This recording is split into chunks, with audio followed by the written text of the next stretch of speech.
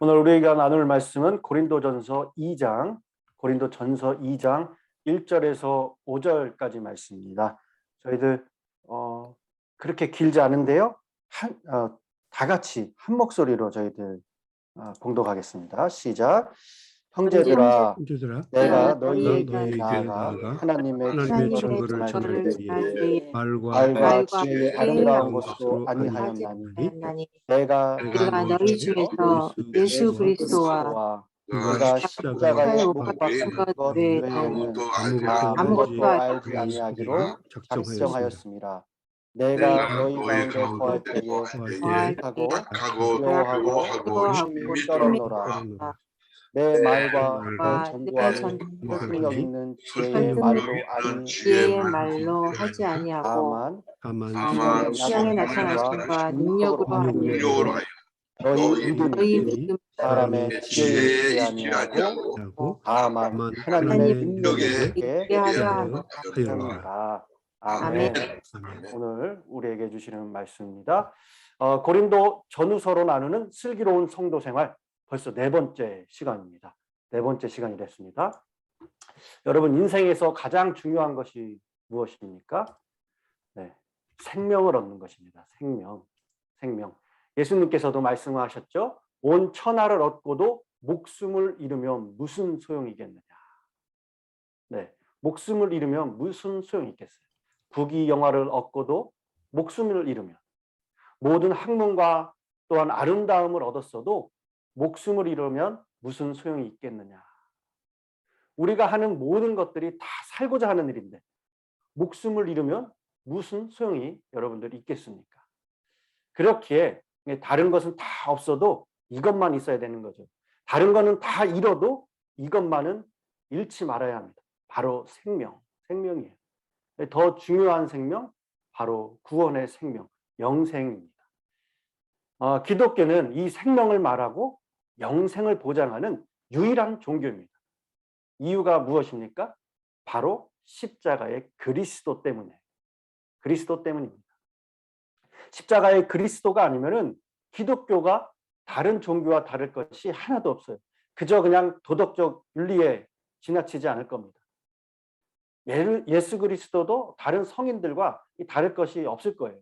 하지만 기독교는 생명을 말하고 영생을 보장하고 그리스도가 그 생명이 되기에, 그래서 십자가의 그리스도는 생명이고 능력이 되는 줄 믿습니다.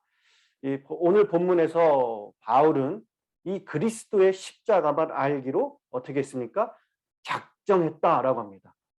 영생을 보장받으신 여러분들도 이렇게 십자가만 자랑하시는 슬기로운 성도 생활 되시길 바랍니다.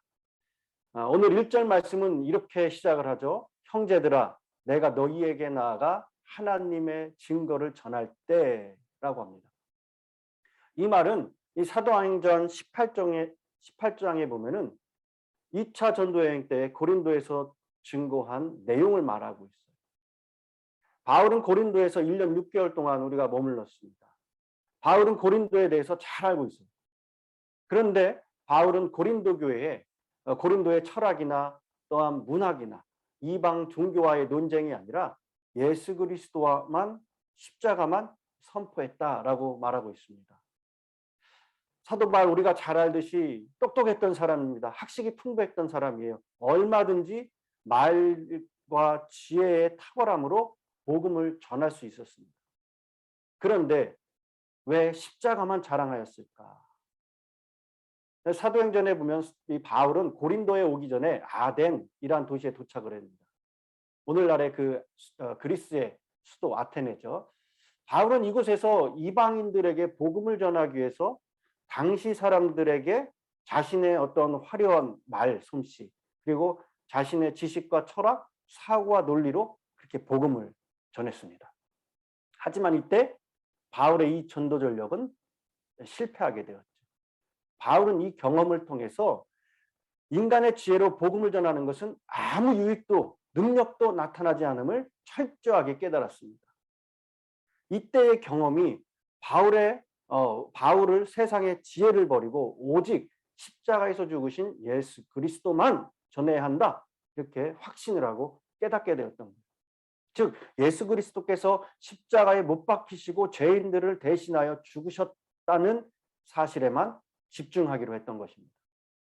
그런데 고린도 교회 성도들, 예수 그리스도의 십자가 복음은 어땠습니까? 버려지고 세상에 자신들의 말과 지혜로 다투고 본쟁하면서 교회 안에서 분열을 일으키는 거예요.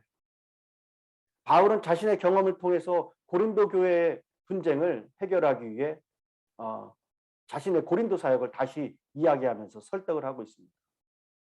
그래서 1, 2절에 바울은 고린도에 있는 성도들에게 편지하면서 하나님의 증거를 전할 때의 말과 지혜의 아름다운 것으로 하지 아니하였다. 내가 너희 중에서 예수 그리스도와 그의 십자가에 못 박히신 것 외에는 아무것도 알지 아니하기로 작정하였다. 그렇게 말하고 있습니다. 그렇게 전했을 때 오직 십자가만 전했습니다. 그랬더니 어떻게 됐었습니까? 사람들이 변화되었어요. 십자가를 전하는 곳에 영혼이 구원되는 역사가 일어났습니다. 이 사실을 말하고 있어요. 예수 그리스도와 그분이 지신 십자가가 과연 무엇이기에 그렇게 바울이 그리스도의 십자가만을 붙잡고 살기로 세상의 지혜를 버리고 결심하고 고린도 성도들에게 지금 다시 말을 하고 있을까? 이 처음에도 우리가 말씀드렸지만은 십자가만이 우리 죄인된 인간, 우리가 살 길이기 때문에 그렇습니다. 우리가 죽어야 하는데 십자가에서 우리를 위하여 대신 죽으신 그리스도가 그 살 길을 열어주셨기 때문이에요. 예수 그리스도의 십자가 복음 버리고 세상의 말과 지혜로 다투고 분쟁하며 이 교회 안에 분열을 일으키는 고린도 성도들에게 책망하며 다시 한번 자신들을 위해 피 묻은 십자가가 무엇인지 그렇게 바울은 선포하고 있습니다. 예수 그리스도와 그분의 십자가에는 여러분 복음, 생명이 담겨 있어요. 누구든지 믿으면 구원을 선물로 받게 되는 기쁜 소식이 담겨 있습니다. 그 안에는 하나님의 지혜가 숨겨 있습니다. 지난 시간에만 우리가 봤죠. 그리고 하나님의 은혜가 깃들여 있습니다. 하나님의 능력이 담겨 있습니다. 그래서 무엇과도 바꿀 수 없는 가장 소중한 것입니다. 여러분 세상의 말과 지혜는 사람을 변화시킬 능력이 없습니다. 하지만 십자가에는 사람을 변화시키는 능력이 있어요. 말로는 영혼을 구원할 수 없지만 힘이 없지만은 그리스도의 피 묻은 십자가는 영혼을 구원할 수 있는 능력과 힘이 있어요. 유대인이나 헬라인이나 부지런한 자나 부한 자나 가난한 자나 배운 자나 못 배운 자나 빈부 귀천 남녀노소 인종 상관없이 모든 사람을 구원에 이르게 하는 능력이 있습니다. 그래서 십자가는 능력이라. 바울은 그리스도의 복음을 위해서라면은 자신의 목숨도 아까워하지 않는 사람이었어요. 그래서 바울은 복음을 전하다가 죽는 일도 두려워하지 않았습니다. 그런데 3절에 보면은 그의 마음이 약하여 두렵고 힘이 떨었다라고 합니다. 서두에도 말씀드렸지만은 바울은 고린도에 오기 전에 아덴이라는 곳에서 복음에 선포하다가 실패의 쓴맛을 보았습니다. 그래서 그는 이 사도의 사명을 감당하면서 복음을 전하는 자로서 자신에게 맡겨주신 이 복음 전파의 사명을 온전히 감당하지 못할까 두려우고 또한 걱정을 했던 겁니다. 주님 앞에 이러한 거룩한 부담감을 안고 있었어요. 이런 거룩한 부담감으로 고린도에 온 바울, 복음을 전함에 있어서 과거 자신의 탁월한 말솜씨와 인간의 지혜를 의지하지 않기를 원했던 거예요. 버리기를 원했습니다. 그래서 이 4, 5절에 보면은 온전히 성령의 나타남과 성령의 능력만 의지했다라고 그렇게 고백하고 있습니다. 이 성령의 나타남과 능력은 성경에 기록된 구원의 진리를 깨닫게 만드시는 성령의 능력을 의미하고 있습니다. 그렇게 바울은 고린도 성도들에게 복음을 전할 때 오직 성령의 능력으로 그리스도의 십자가를 전함으로 고린도 교회 성도들의 믿음이 참된 믿음이 되도록 그렇게 했던 거예요. 이를 통해 바울은 한 사람이 구원받는 것이 인간의 지혜 있는 것이 아니라 하나님의 능력이신 성령의 증거로 이루어지는 것을 말하며 분열에 있는 고린도 교인들과 또한 우리들에게 지금 무엇이 중요한지 가르쳐주고 있습니다. 십자가의 도가 멸망하는 자들에게는 미련한 것이지만 구원을 얻은 우리에게는 하나님의 능력이 된다.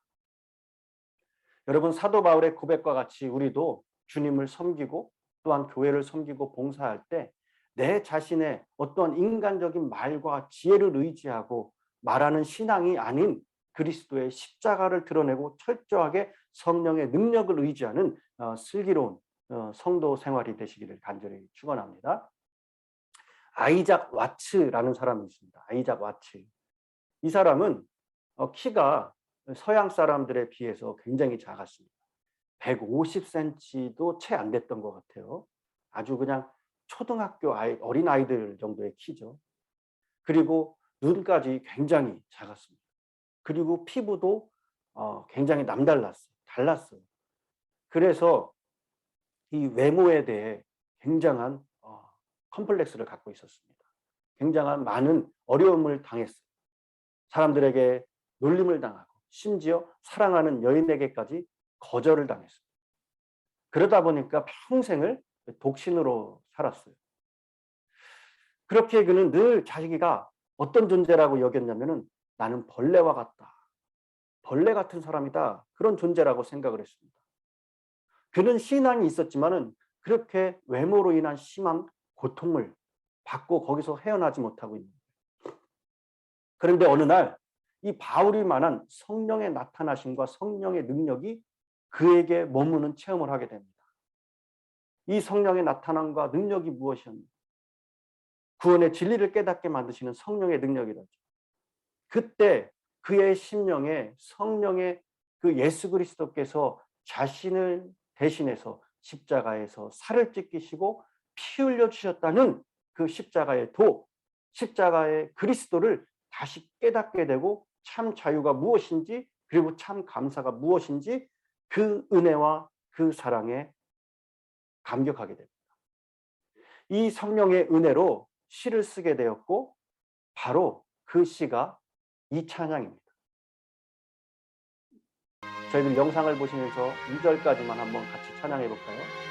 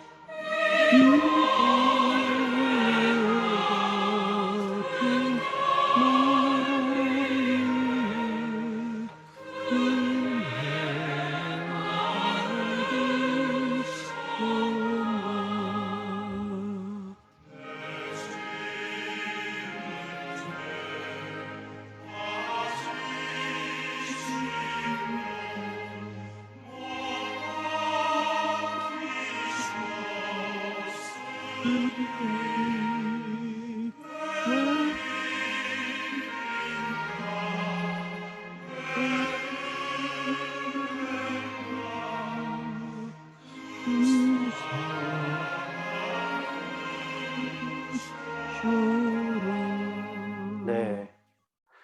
찬송가 143장 웬 날인가 날 위하여. 이 아이작 와츠는 또 우리가 잘 아는 149장 주 달려 죽은 십자가를 그렇게 작사했습니다. 사순절 기간 어떠한 말씀보다 이 찬양이 그리스도의 십자가를 우리가 잘 묵상할 수 있을 것 같습니다. 이 찬양의 고백이 우리의 고백이 되길 바랍니다. 저와 여러분 안에 십자가의 사랑에 대한 깊은 감동, 감격이 있기로 합니다. 그리고 십자가만이 우리의 자랑이 되기로 합니다. 오늘 본문 사도 바울 이렇게 고백합니다. 나는 이제부터 십자가에 못 박히신 예수만 알기로 작정을 했다. 여러분, 우리가 십자가 앞에서 내가 누구인지, 내가 무슨 직분을 가졌는지, 내가 몇 년을 믿었는지 그런 것이 중요한 것이 아닙니다. 내 십자가 앞에서 내 지식이, 내 이성이 중요하지 않습니다. 문제는 예수는 나에게 누구인가? 내가 그 십자가의 사랑을 경험을 했는가? 내가 과연 주님을 만났는가? 나는 지금 그분과 함께 살고 있는가? 나는 지금 주님을 의지하고 믿고 순종하며 살아가고 있는가? 그것이 중요하다는 거예요. 우리는 십자가의 도를 믿어 구원을 받았습니다. 진홍같이 붉은 죄가 흰 눈같이 씻김을 받고 하나님의 자녀가 된 그런 영생을 얻었습니다. 썩어질 육신에 속한 자가 새로운 피조물이 되었습니다. 이 모든 것이 십자가 도 능력으로 되었어요. 오직 십자가만이 여러분들 우리가 살 길인 것을 꼭 기억하시기 바랍니다. 여러분, 슬기로운 성도 생활 방법 그리고 슬기로운 성도 생활의 믿음은 나는 이제부터 예수만 알기로 작정했노라. 예수만 알기로 작정했노라. 그렇게 사는 것입니다. 이 믿음이 예수를 믿는 믿음입니다. 오늘 하루도 이렇게 승리하시는 저와 여러분이 되시기를 간절히 축원합니다. 기도하겠습니다. 사랑의 주님, 주님의 십자가의 은혜로 구원의 길, 천국을 향해 나아가는 주님의 자녀로 불러주심에 감사드립니다. 우리를 위해 주님께서 달리신 그 십자가를 볼 때 큰 찔림이 있게 하시고 보혈의 공로 힘입어 세상의 헛된 모든 것을 버리고 주님의 못 박히심의 십자가만 나타내며 자랑이 되게 하여 주시옵소서. 아멘. 예수만이 주님만이 우리의 힘이요 우리의 기쁨이요 우리의 참 소망입니다. 그 이름의 생명이 우리의 삶의 이유가 되게 하여 주시옵소서. 주님, 오직 주만 따라갑니다. 오직 주만 높여드리기로 합니다. 내 평생에 그 이름이 그의 선하심을 날마다 찬양하게 하여 주시옵소서. 감사드리며 예수님의 이름으로 기도드렸습니다. 아멘. 아멘. 오늘도 말씀을 생각하시면서 각자의 기도 제목, 그다음에 우리 교회, 우리 성도님들, 또한 나라와 민족을 위해서, 담임 목사님을 위해서 계속해서 기도 부탁드리겠습니다. 기도하겠습니다.